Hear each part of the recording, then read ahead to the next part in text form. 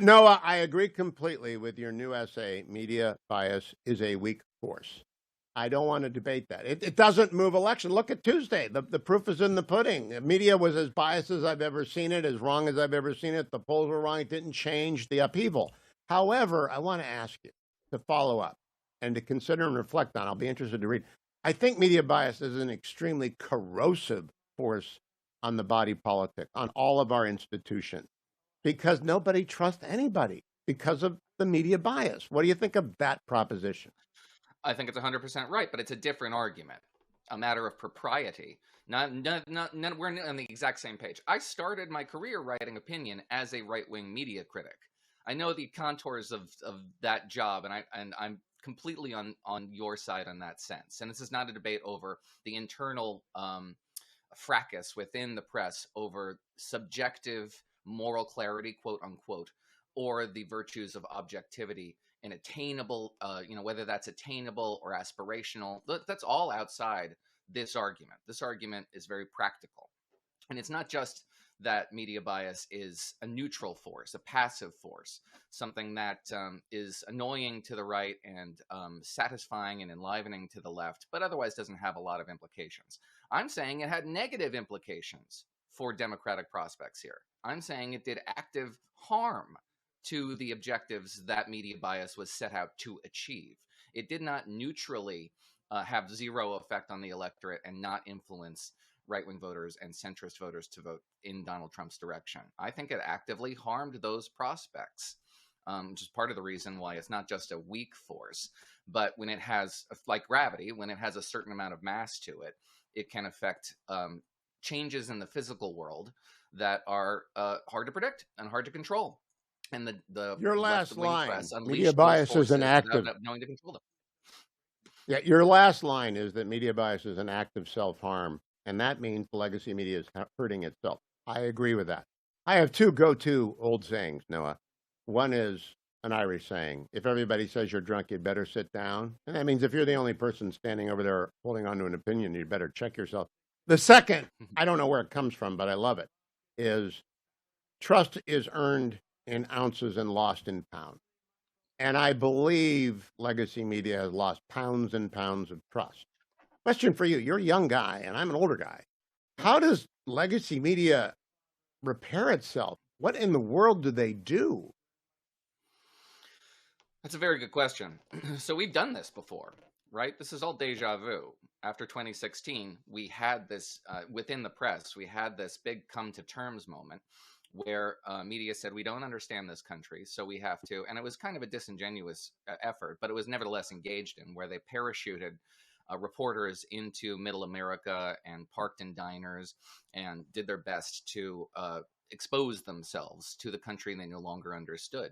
And this was subject to withering mockery from center left and far left activists who resented the effort, who didn't want the press to expand out and drop the insularity that had so cosseted it from the experience of most Americans. But they understand, if that is the model and they understand how to do it, they could reapply it. The problem was they never engaged in this effort genuinely in the first place. It wasn't a sincere attempt to repair its biases. It was a sincere attempt to expand its value as a product to a consumer base that is no longer consuming the product.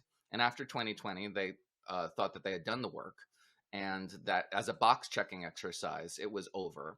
And it wasn't necessary to continue this project because the American people had come to their senses and come back into the fold. And then those who were not within this intellectual, ideological milieu no longer needed to be catered to.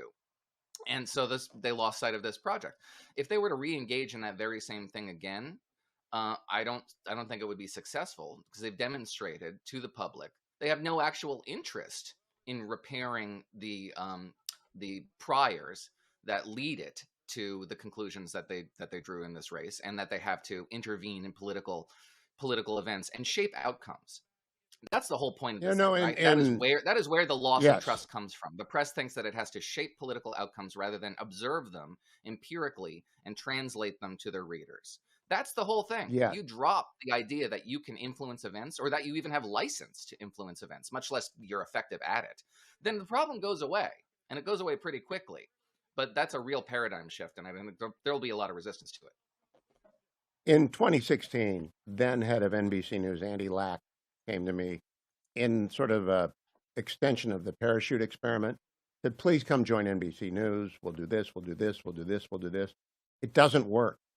And I never speak ill of former colleagues. I'm not going to go into why it doesn't work. I just think they've got to do so much more than tokenism with conservatives. Well, we were part of that same project, and it was translated to me third hand. So take it for whatever it's worth. But the idea was that NBC would establish a stable of conservatives who were Trump skeptical, but nevertheless had their finger on the pulse of the right. So when the Trump era ended, they would have a lock on that outlook because it would be ascendant. It turns out there was never a post-Trump moment. There probably never will be a post-Trump moment. But the motives there were commercial. They weren't necessarily civic. Yes.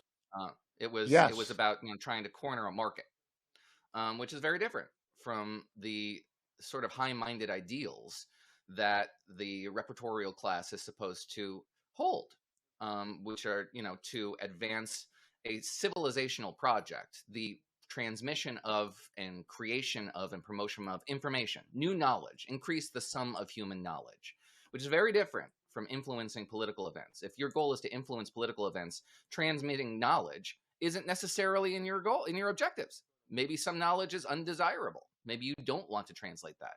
And that's where the problem was for the press here entirely. Let's just take the border issue. Border crisis was a major problem for most Americans. It was like the number 2 issue in salience for most Americans. And it just didn't get the coverage that would reflect the level of interest in that subject. Why?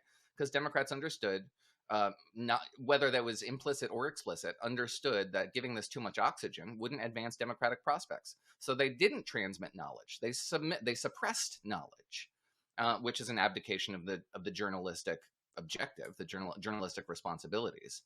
But it satisfies the political goal. You got to drop the political goal. Just drop it. Yeah. At which point, unless you are in my business. My business and your business is opinion. I'm in the business of defending the Constitution and finding people who agree with me that the Constitution deserves defense as amended. I want to ask you very quickly before we run out of time, Noah, Senator Thune's coming up, GOP whip. Do you think that the Republicans in Congress, assuming we hold the House, can move far and fast? They did not do so in 2017, but Donald Trump and his team did not know then how to move far and fast in the congressional executive concert. Do you think they can do it this time? Here's the problem. I don't think anybody's really coming to terms with how much oxygen tax code reform is going to suck out of the room in 2025. A lot of political capital needs to be reserved for reforming the entire tax code. And I think there are a lot more ideological divisions within the GOP today than there were in 2017 between the pro-growthers, the supply-siders, and populists who see the tax code as a vehicle for passive social change, which is not a conservative limited government philosophy. These are first principles, and they're going to come into conflict in 2017. And I think that will absorb a lot of political capital. And if they spend it on other things, if they spend it right away on, say, mass deportations, which is going to be controversial, then it's one of those things where you're not going to have it to expend on tax code reform. I hope the Republican Party gets its act together on tax code reform, starts retailing a couple of bullet points that everybody can get behind, and start prepping the battle space for this debate, because it will be an all-consuming debate. Everyone in America has an interest in the tax code. It will be a very high-level interest debate, and it will create fertile soil for Democrats to begin recultivating the coalition that it has lost. Republicans need to be interesting. Getting the space prepped. You're not ambitious enough. Your ambition is right. They need to reform the tax code, but I want to use the spending clause. I want to go far and fast, and it requires a lot of negotiation right now before the 100 days begin.